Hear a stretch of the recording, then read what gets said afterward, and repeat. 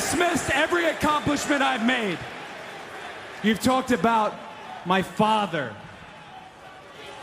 Well, you call me an entitled millennial, I call you a carny succubus, because the dirty secret about you, the dirty secret is you need this generation more than it What needs up, you. y'all? It's KMB, the Sexy Ninja, and the place to be for a Paper Saber universe, and this is the New World Podcast, brother. I hope you're enjoying your week. I've been dropping all types of stuff, shorts here, the Sexy Ninja cast, just keeping it fresh. I'm liking this new wave of this new phase of a Paper Saber universe, because I was dropping these wrestling podcasts every single day.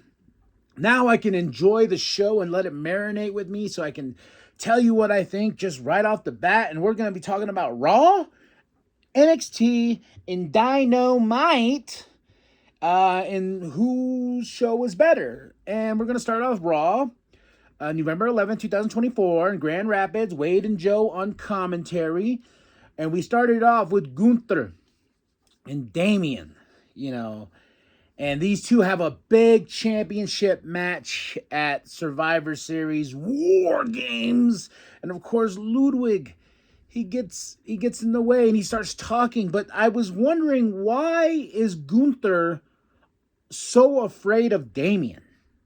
I was like, just the way, it just felt awkward because he's like, and Damian's like, Damian is dropping bombs on that mic, yo.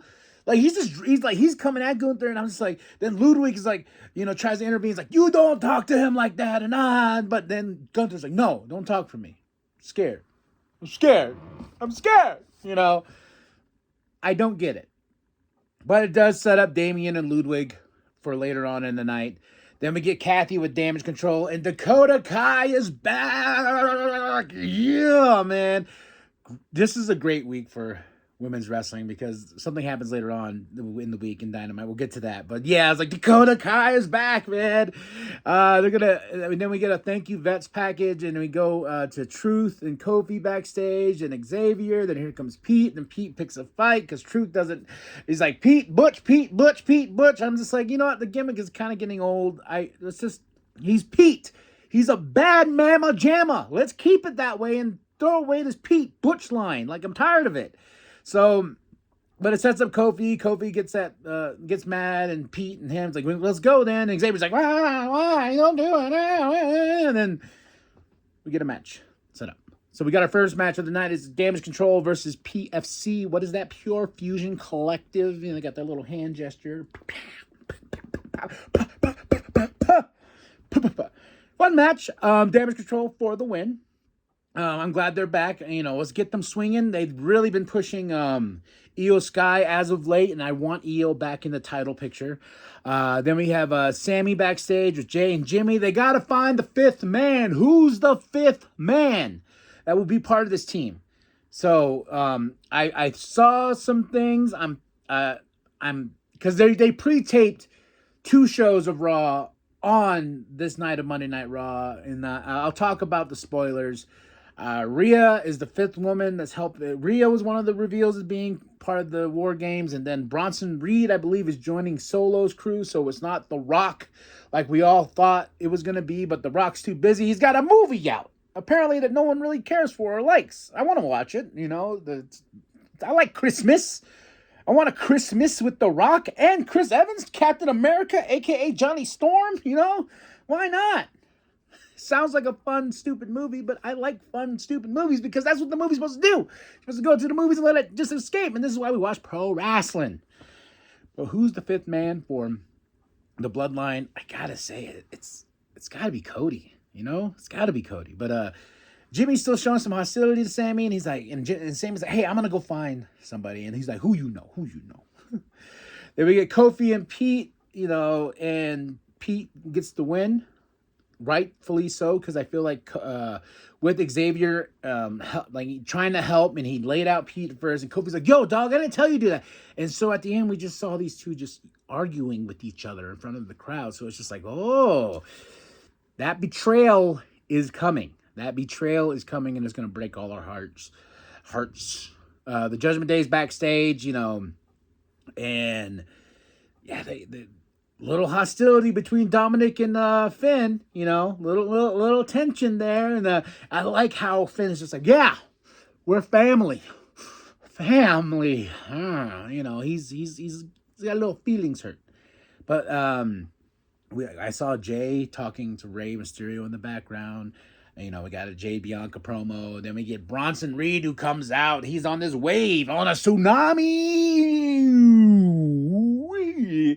And he calls out Seth, and him and Seth, they get into a fight again. I was like, I can watch these two fight all the time. Like, Seth's like, I don't know what your problem is, big man, but I will fight you. And it gives it a big brawl, like it's happening. And then we get Seth backstage with Adam, and he's like, I want Bronson Reed. So he got the rematch. It's going to happen next week.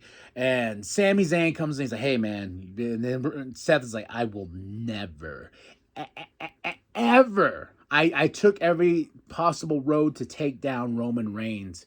I'm not going to build Roman Reigns back up. So you can kiss my arse. Like, he just basically told Sami that.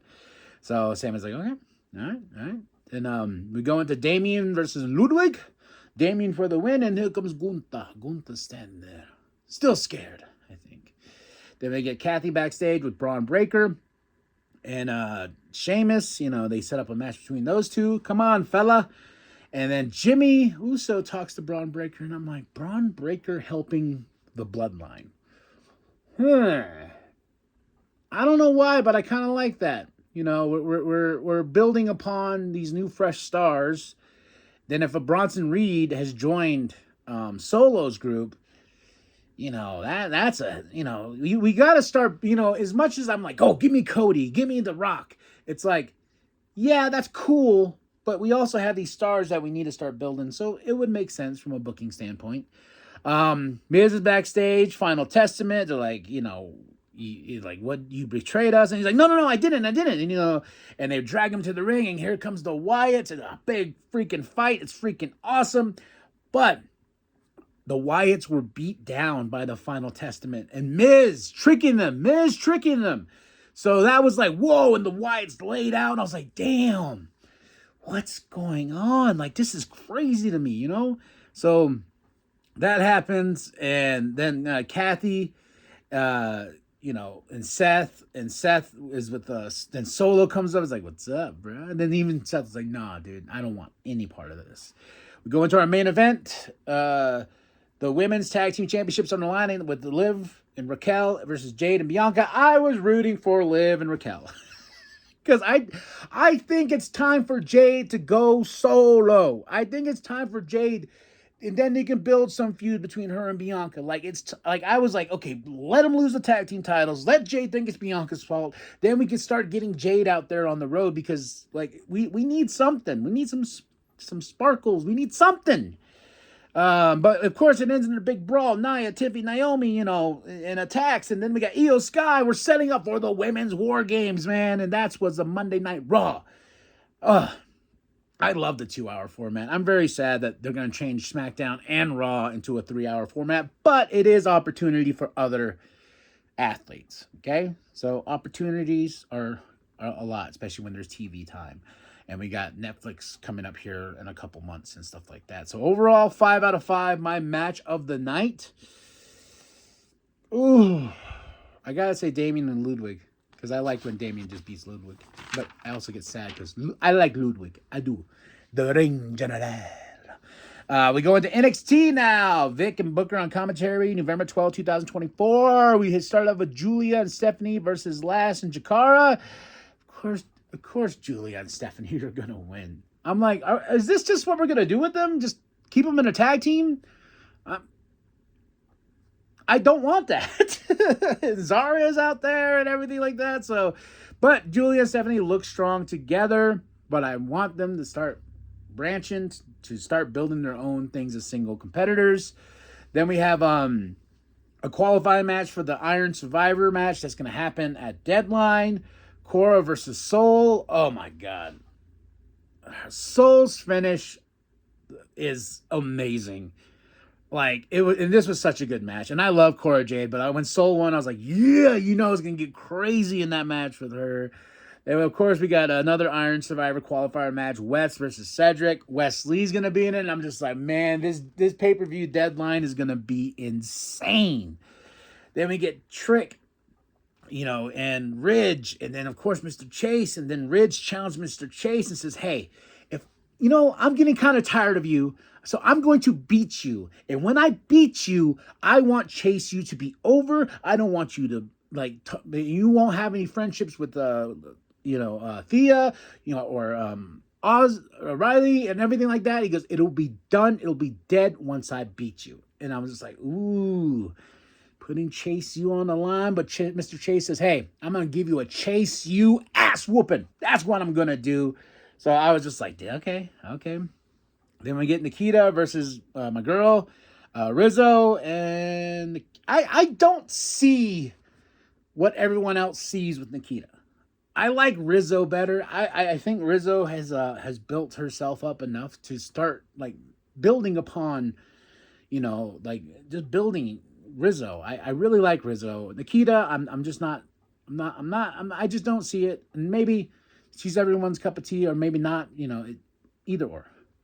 Another Iron Survivor qualifying match: Javon Evans versus Lexis King. I love Javon Evans. But what the hell are we going to do with Lexis King? He keeps getting the bone. And then they try to pair him up with William Regal. And then he was trying to tell him use the, brass knuckles. And he said no. And he lost last week. And he just keeps losing. I think it's time for a repackage, refresh. Not on NXT, but maybe move him up to the main roster. But Javon Evans is going to be in that Iron Survivor match. Woo, it's going to get bouncy. Then we get a Women's North American Championship, the rematch, Fallon versus Jordan. But of course, Jacy Jane, my girl Jacy. She's like, no, Jordan, you ain't going to get that title. No, Fallon wins, and Fatal Influence is standing tall. Fatal Influence, man. I really like that group. I need to get a shirt for Fatal Influence. But of course, we end this show in chaos. OTM cuts a promo, then the family comes out and attacks, and Gallus and Hank and Tank, because earlier in the show, Ava's like, these guys need to step up, and we're gonna build up this tag team feud and get to the, we're gonna make Deadline the best show possible. And that was NXT. Solid show. Match of the night. I gotta say it was Wes versus Cedric. I thought that was really fun. Second to that, I gotta say I really enjoyed Fallon and Jordan for the main event. But the ending it with a bunch of all the tag teams fighting each other and going off air like that, it's fun stuff. So I give this show a solid 5 out of 5, man. It's been a fun wrestling week, for real. Just because I can sit there and I can marinate and I can just have fun with these shows. And now we talk about Dynamite, November 13th, 2024. Tony, Excalibur, and Nigel on commentary. Great. I want Nigel on everything. I think Nigel just makes the commentary team better. There's no offense to Daddy Magic. No offense to him, but I like Nigel. I like the pairing of Tony and Nigel because Nigel is a snarky. He's always on. He's always on. And we started off with Jay White and Juice Robinson, the Juice, versus Adam and Christian. And this was a fun match, but Adam and Christian got the win. Poor Juice. No Juice. And because we're trying to build up Jay White, I was just like, Hangman Adam Page, man. They're trying to build this with this stuff between him and Jay, but Jay White's told him, I'm going to give you an ass kicking. That's what's going to happen. So I'm just hoping for a good freaking match. That's all I'm hoping for.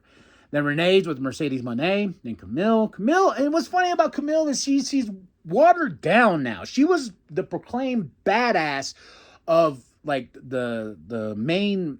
That was her force, her what do you call it? Her lethal protector, whatever you want to call that role. I can't think of it right now, but that was what Camille was brought up to be, was the badass, the one that protects Mercedes Moné. But she lost to Chris Statlander, and then Chris shows up and is really cool, hey, beats up Camille first, gets Mercedes Moné, and they go through a freaking wall. And I was like, damn. All right, and as we build towards November 23rd, Full Gear, the day before my birthday, I like to just say, I am getting excited for this pay-per-view. Because next up we have Will Ospreay calls out Kyle, and Kyle is he brings out the stupid freaking screwdriver. And I was like, I hate that screwdriver. I really do. Well, it sets up a match between these two at Full Gear, and you know it's going to be a banger of a match between these two once brothers. And of course you have Davis, and then you have Cage, and here comes Hobbs, and here comes Archer, and I was like, and it ends in a big brawl, But I really like what happened between Will and Kyle and what they said and how that sets up the match and everything, all the passion in this promo. So I'm excited about these two. They're going to tear it up. But of course, this kind of just slides into a Falls Count Anywhere match with Archer versus Roderick Strong.